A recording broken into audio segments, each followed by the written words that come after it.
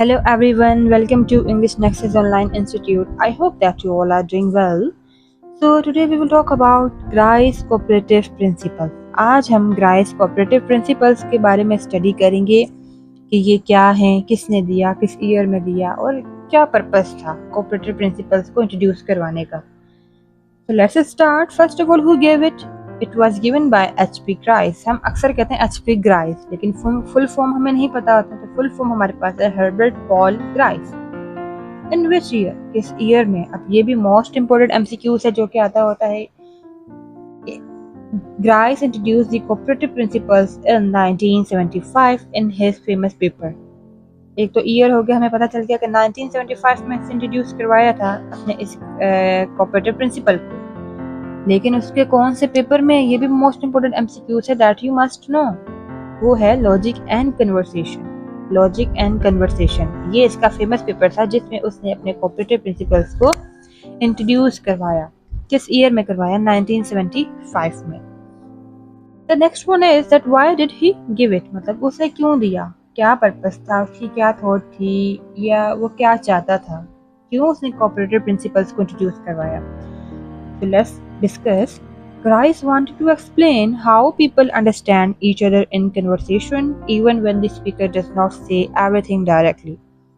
Mean to say, जो Grice था वो ये जानना चाहता था कि लोग आपस में एक दूसरे को अंडरस्टैंड कैसे करते हैं, मैसेज कन्वे कैसे करते हैं और मैसेज को परसीव कैसे करते हैं, कैसे वो लोग कन्वर्सेशन को ले रहे हैं, कैसे वो कन्वर्सेशन कर रहे हैं, डायलॉग्स कैसे बोल रहे हैं, एक दूसरे के मैसेज को अंडरस्टैंड क्या कर रहे हैं. अगर कोई सामने वाला नहीं भी बोल रहा तो वो जो अगला पर्सन है, सेकंड पर्सन है, वो फर्स्ट पर्सन की साइलेंस की, मतलब साइलेंस को कैसे समझ रहा है, उसके जेस्चर से कैसे समझ रहा है, उसकी फीलिंग्स को कैसे समझ रहा है, ईच एंड एवरीथिंग के लोग कुछ कहें ना कहें फिर भी आपस में कन्वर्सेशन किस तरह से मीनिंगफुल बनती है, इफेक्टिव बनती है, किस तरह से लोग एक दूसरे को अंडरस्टैंड करते हैं.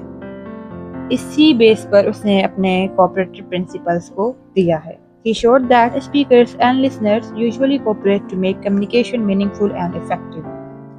अब जो चीज़ मैंने पहले ही बता दी, ऑलरेडी डिस्कस्ड, कि वो उसने शो किया कि जो स्पीकर्स और लिसनर्स हैं यूजुअली कोऑपरेट करते हैं कम्युनिकेशन को मीनिंगफुल बनाने के लिए. अब जाहिर है, अब मैं आपको ये लेक्चर दे रही हूँ, मैं गाइड कर रही हूँ, आपको मीनिंगफुल बना रही हूँ ना इस लेक्चर को. अब कन्वर्सेशन नहीं हो रही है, आप लोग साइलेंस हैं यहाँ पर, एक मैं ही बोल रही हूँ, लेकिन आप मेरे मैसेज को परसीव कर रहे हैं, मैं अपना मैसेज कन्वे करवा रही हूँ. तो ये हमारे पास कोऑपरेटिव प्रिंसिपल्स हैं कि हम आपस में एक दूसरे की कन्वर्सेशन को कैसे अंडरस्टैंड करते हैं, एक दूसरे के मैसेज को कैसे अंडरस्टैंड करते हैं, चाहे हम कुछ बोलें या ना बोलें. I hope so that you are getting the point. अब ये हमारे पास हैं 4 maxims of Grice, as you can see in the next slide. इसमें हमारे पास फर्स्ट है मैक्सिम ऑफ क्वांटिटी. अब मैक्सिम ऑफ क्वांटिटी का मतलब है अमाउंट, कि अब हमारे पास ग्राइस क्या कहता है 4 मैक्सिम्स के बारे में, और जो फर्स्ट हमारे पास है मैक्सिम ऑफ क्वांटिटी के बारे में स्पेशली ग्राइस क्या कह रहा है. वो कह रहा है give the right amount of information. It means कि ना ही बहुत ज़्यादा ना ही बहुत कम, नॉट टू मच और नॉट टू लिटिल, मतलब ना ही ज़्यादा ना ही कम. अपनी क्वांटिटी, इंफॉर्मेशन की क्वांटिटी को मीडियम रखो. इतनी भी ज़्यादा ना हो कि सामने वाला बंदा आपको ना सुने, अंडरस्टैंड ना करे और बोर हो जाए, और इतनी भी कम ना करो कि जो सामने वाला बंदा है वो आपकी बात को समझ ही ना पाए. ठीक है, यही कोऑपरेटिव का प्रिंसिपल है ना, कि भाई मैक्सिमम ऑफ क्वांटिटी हमें क्या बता रहा है कि भाई give right amount of information. अब let's suppose where do you live. अब अगर यहाँ पर है कि आप कहाँ पर रहते हो, अगर कोई आपसे क्वेश्चन पूछ रहा है, आप कहेंगे कि कराची. अब ये बहुत ज़्यादा शॉर्ट हो गया. आई लिव इन कराची, ये ठीक है. अब मैं कहूँ कि नहीं, आई लिव इन पाकिस्तान और उसमें इस एरिया में रह रही हूँ, इस सिटी में रह रही हूँ, that will be too much. ठीक है, और वो नीडेड नहीं है.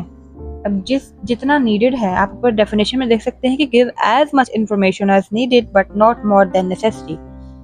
जितनी नेसेसरी है, जितनी नीड है, उतनी ही आप इंफॉर्मेशन दें. नॉट टू मच और नॉट टू लिटिल, ना ही ज्यादा ना ही कम, इतना कि आपका मैसेज कन्वे हो जाए. I live in Karachi, that's enough. And did you finish the assignment? क्या तुमने असाइनमेंट फिनिश किया है? आंसर क्या होना चाहिए? Yes I finished it yesterday. हाँ, मैंने यस्टरडे फिनिश कर लिया था। अब ये आपका एक अप्रोप्रिएट आंसर हो गया। अब ऐसा नहीं है कि आप लोग कहेंगे कि नहीं नहीं, हाँ हाँ हो तो गया है, पर ऐसा है, पर वैसा है, ऐसा नहीं हो सका, बस नहीं हुई। आपको डायरेक्ट आंसर देना है, बट मीडियम में, मतलब एक राइट अमाउंट में। Yes I finished it yesterday. हाँ, मैंने कल खत्म कर लिया था। That's it. आपका मैसेज कन्वे हो गया, पता चल गया कि आपने कल असाइनमेंट खत्म किया है। And maxim of quality, next we have. अब मैक्सिम ऑफ क्वालिटी हमें क्या कहता है? Tell the truth. अब वो कहता है कि अगर वो सच है, जो सच है आपने वो बोलना है। अगर आपके पास कोई एविडेंस नहीं है, कोई प्रूफ नहीं है, then you can not say anything. अब कोई भी चीज़ आप नहीं कह सकते। अब फॉर एग्जांपल अगर मैं कहूँ कि I saw a unicorn in the sky yesterday, अब मैंने यूनिकॉर्न को रात को, सॉरी, कल मैंने आसमान पर यूनिकॉर्न को देखा। अब जब मैंने नहीं देखा, आई कैन नॉट से एंड आई शुड नॉट से, मुझे नहीं कहना चाहिए, मैं नहीं कह सकती। क्यों? क्योंकि it is not possible, this is the mysterious things, मतलब एक फैंटेसीज वाली हैं, ये मैजिकल जो एक वर्ल्ड होता है बच्चों का, हम उसकी तरह हम बात नहीं कर सकते। ठीक है, हम अडल्ट हैं, और कोई चीज़ जो आपने देखी ही नहीं है आपको नहीं कहनी। ठीक है, ये हमें मैक्सिमम ऑफ क्वालिटी बताता है कि आपकी कन्वर्सेशन में ट्रुथ होना चाहिए है, आपके पास एविडेंस होना चाहिए है। अब जैसे कि लेट्स सपोज कि मैं रूम में हूँ एंड मैं सो रही हूँ, ठीक है, काफ़ी टाइम से, और देन मेरी बड़ी सिस्टर मुझसे पूछती है कि इज़ इट रेनिंग आउटसाइड, क्या बाहर बारिश हो रही है? अब जब मैं इतनी देर से रूम में सो रही हूँ and I don't know about that कि इज़ इट रेनिंग और नॉट, मतलब बारिश, मतलब इट इज़ रेनिंग और नॉट मीन्स कि बारिश हो रही है या नहीं हो रही, मुझे तो इस बारे में कोई इल्म ही नहीं है, कोई नॉलेज ही नहीं है, दैट हाउ कैन आई से, मतलब मैं किस तरह से कह सकती हूँ? मैं नहीं कह सकती ना, आई कैन नॉट, क्योंकि मेरे पास प्रूफ नहीं है, एविडेंस नहीं है। इसी तरीके से ये हमें मैक्सिमम ऑफ क्वालिटी कहता है कि अगर आपके पास प्रूफ नहीं है, ट्रुथ आपको नहीं मालूम, तो आप उस चीज़ के बारे में नहीं कहेंगे। लेकिन आपको अगर ट्रुथ का मालूम है, मतलब अगर आपको पता है कि आप काफ़ी टाइम से बाहर थे and you are enjoying in the rain, आप बारिश में एंजॉय कर रहे थे, and now you are able to say ना, अब आप इस चीज़ के बारे में कह सकते हो, you can say like this, yes it is raining outside. क्यों? Because I was enjoying in the rain, क्योंकि मैं रेन में एंजॉय कर रहा था, तो ये मेरे पास एविडेंस है। Yes it is raining outside, तब आप ऐसे कह सकते हैं। अब इसकी डेफिनेशन कैसे है? What you believe is true and do not give false information. अब हम अक्सर इस तरह से भी बात कर देते होते हैं कि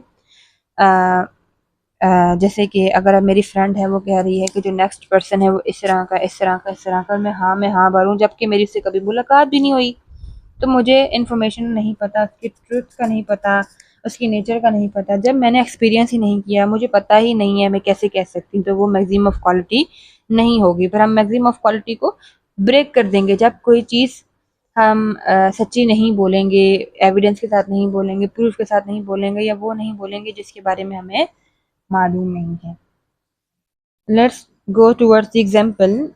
फर्स्ट है इज इट रेनिंग आउटसाइड। अब जैसे कि मैंने आपको एग्जांपल दी है, अगर आपने वाकई देखा है, एंजॉय किया है, एक्सपीरियंस किया है, then you can say that yes I can see the rain. हाँ, मैं रेन को देख सकती हूँ। Number second is did you attend the class? Yes I attended the class. अब उसने पूछा है कि क्या तुमने अटेंड किया है क्लास, मैं कह रही हूँ यस मैंने अटेंड की है क्लास। ठीक है, अगर मैंने क्लास अटेंड नहीं की और मैं अपने नंबर बढ़ाने के लिए कह दूँ कि हाँ मैंने अटेंड की है क्लास, और जबकि मैं एब्सेंट थी, तो ये क्या होगा? ये मैक्सिमम ऑफ क्वालिटी ब्रेक हो जाएगा, टूट जाएगा। इसको मेंटेन करने के लिए हमने इसके रूल्स को फॉलो करना है, ट्रुथ बोलना है, एविडेंस और प्रूफ के साथ बोलना है, और उस चीज़ के बारे में बोलना है जो आपको पता है, जो चीज़ वाकई में ट्रू है, सही है, इंफॉर्मेशन सही है, आपने एक्सपीरियंस किया है, आपने देखा है, आपने सुना है। जो चीज़ आपने नहीं देखी, नहीं सुनी, कुछ भी नहीं किया, आप उसके बारे में नहीं कह सकते, वरना मैक्सिमम ऑफ क्वालिटी ब्रेक हो जाएगा।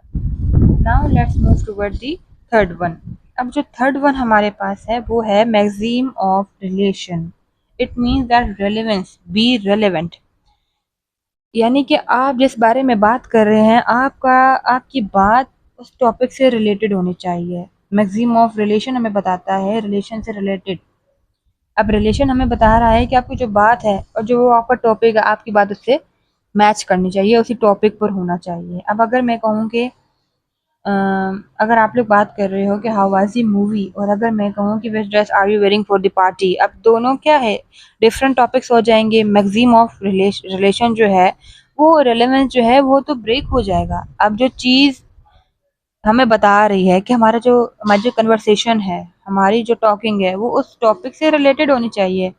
अगर मैं पूछ रही हूँ that how was the movie, तो कहो कि या इट वाज गुड और इट वाज नॉट गुड, ये आई एंजॉयड या आई डिड नॉट एंजॉय। तो इस तरह से अपने टॉपिक पर रह कर बात करेंगी। अगर सामने वाला जो बात पूछ रहा है आपने उसी टॉपिक से रिलेटेड बात करनी है। ये हमें मैक्सिम ऑफ क्वालिटी बताता है, सॉरी रिलेशन बताता है कि हम किस तरह से अपनी कन्वर्सेशन को और इफेक्टिव बना सकते हैं। Let's move toward the example. What time is exam. अब एग्जाम का टाइम क्या है। अब the exam start at night 9 AM। अब आप यहाँ देख सकते हैं कि सुबह 9 बजे एग्जाम स्टार्ट होगा। अब ये हमें बता रहा है कि किस तरह से टॉपिक पर बात की जा रही है। उसने बताया है कि पूछा है कि टाइम एग्जाम कब शुरू होगा, जवाब आया है कि एग्जाम 9 बजे शुरू होगा। And where is my book, it is on the table. अब अगर मैं कहूँ कि हाँ मैंने देखी तो थी पर याद नहीं है, पता नहीं कहाँ थी, शायद उधर थी, तो वो क्या होगा, मैगजीम जो रिलेशन है मैगजीम वाला वो ब्रेक हो जाएगा, वो चीज़ टूट जाएगी, हम उससे ऑपोजिट चले जाएंगे। लेकिन अपनी कन्वर्सेशन को इफेक्टिव बनाने के लिए हम क्या करेंगे, हम टॉपिक पर रह के उसी टॉपिक पर बात करेंगे, जो क्वेश्चन आ रहा है उसी टॉपिक से रिलेटेड हम आंसर देंगे। Now let's move toward the next one, fourth one, maxim of manner. Maxim of manner हमें बताता है कि our conversation should be very clear, should be in order, मतलब and we should avoid the confusion, मतलब हमें confusion को avoid करना है, हमें clear रहना है। अब जैसे कि मैं कह रही हूँ, first of all we should discuss about the definition, speak clearly, briefly and avoid confusing language। अब हमें confuse नहीं करना है। For example, let me give you the example by myself। अब अगर मैं कहूँ कि how beautiful bottle it is but I don't like these types of bottles, अब आप यहाँ confuse हो जाएंगे कि अगर इन्हें ये बोतल पसंद आ रही है तो ये कैसे कह सकते हैं कि इनको इस टाइप की बोतल पसंद नहीं है। अब ये क्या है, ये ब्रेक हो जाएगा ना मैक्सिम ऑफ मैनर, यानी कि मैं क्लियरेंस नहीं दे रही, मैं ऑर्डर में बात नहीं कर रही, मैं तो कंफ्यूजन क्रिएट कर रही हूँ। बट हमें तो यहाँ पे अवॉइड करना है ना कंफ्यूजन को, लेकिन हम नहीं कर रहे अवॉइड। तो ये चीज़ जो है हमें मैक्सिम ऑफ मैनर बताता है कि हम अपनी कन्वर्सेशन को कैसे क्लियर बनाएंगे, कैसे कम बोलेंगे लेकिन अवॉइड करेंगे कंफ्यूजन को और मैसेज को क्लियर कन्वे करेंगे। अब एग्जाम्पल क्या है कि how do I reach the library. अब एक पूछ रहा है पर्सन सेकंड पर्सन से कि मैं लाइब्रेरी तक कैसे जा सकती हूँ या जा सकता हूँ। नेक्स्ट पर्सन सेकंड वाला क्या जवाब दे रहा है, go straight and turn left, सीधे जाओ और उसके बाद उल्टे हाथ पर मुड़ जाओ, ये उल्टी साइड पर मुड़ जाओ। And where is the principal's office. अब दूसरा पूछ रहा है कि प्रिंसिपल का ऑफिस कहाँ है, it is on the first floor, room number 12। As you can see कि बात बहुत ब्रीफ है लेकिन हमने कंफ्यूजन को अवॉइड किया है और बात क्लियर है। जो क्वेश्चन पूछा है और आंसर इस तरह से दिया है कि कोई कंफ्यूजन ही नहीं है। अब यहाँ पर अगर मैं कहूँ कि where is the principal's officer, अगर मैं कहूँ कि पहले फर्स्ट फ्लोर पर जाओ, फिर ये रूम आएगा, इसको भी छोड़ना है, इसको भी छोड़ना है, फिर टर्न लेफ्ट, ये वो, इस तरह से कंफ्यूजन क्रिएट होगी, आपका मैसेज कन्वे नहीं हो पाएगा और मैक्सिम ऑफ मैनर जो है वो ब्रेक हो जाएगा। लेकिन हमें तो इन सबको ब्रेक को जो ब्रेक है और जो सारी चीज़ें हैं इसको तो हमने अवॉइड करना है, हमने तो बल्कि मेंटेन करना है इन सारे मैक्सिम्स को अपनी कन्वर्सेशन को इफेक्टिव बनाने के लिए, कम्युनिकेशन को अपनी मीनिंगफुल बनाने के लिए। तो ये हमें मैगज़ीन्स बता रहे हैं कि हमें किस तरह से अपनी कन्वर्सेशन को अच्छा बनाना है। मतलब हमें टॉपिक से रिलेटेड बात करनी है, हमें क्लियर बात करनी है, कन्फ्यूजन नहीं क्रिएट करनी और हमें ज़्यादा भी नहीं बोलना, कम भी नहीं बोलना और हमें ट्रुथ के अलावा नहीं बात करनी। अगर आपको वाक़ई में यकीन है कि हाँ, ये सच है, तो ही बात करनी है। तो ये 4 मैगज़ीन्स बहुत इम्पोर्टेंट है आपकी रियल लाइफ़ की कन्वर्सेशन में भी, जो कि आपकी कन्वर्सेशन को, कम्युनिकेशन को, आपके डायलॉग्स को, आपके मैसेज को बहुत ही इम्पोर्टेंट, बहुत ही इफ़ेक्टिव और बहुत ही हम कह सकते हैं कि मीनिंगफुल बनाते हैं, स्टैंडर्डाइज्ड करते हैं आपकी कन्वर्सेशन को। The last we have quick review. अब आप यहाँ देख सकते हैं कि शॉर्ट फॉर्म में आपको फॉर योर क्विक रिव्यू आप आसानी से इसको याद कर सकते हैं कि क्वांटिटी हमें क्या कहते हैं, इनफ इन्फॉर्मेशन, यानी कि ना ज़्यादा ना कम, not too much not too little. अब क्वालिटी हमें बताता है about truth, that your conversation should be truthful.